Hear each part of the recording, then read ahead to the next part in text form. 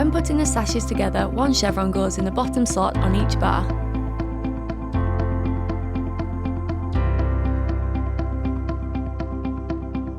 With the sash cleats, the holes are offset to the outside of each sash. That's the same for each sash.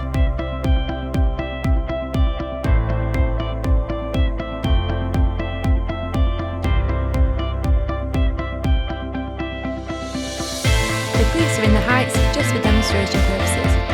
Silicone around each mitered edge of the sash profiles before assembling. To put the sashes together, it's easier to have the cleats in the widths so they can just be slipped in, and make sure that your chevrons sit in the slots properly. Repeat with all sashes.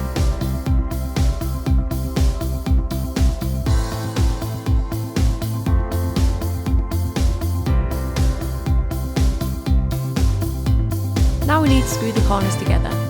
Put the screws in the holes.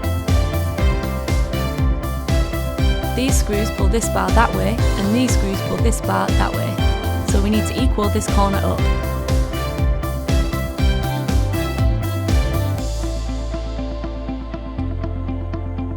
If after adjustment you still have a little step, this can be tapped lightly to line the corner up.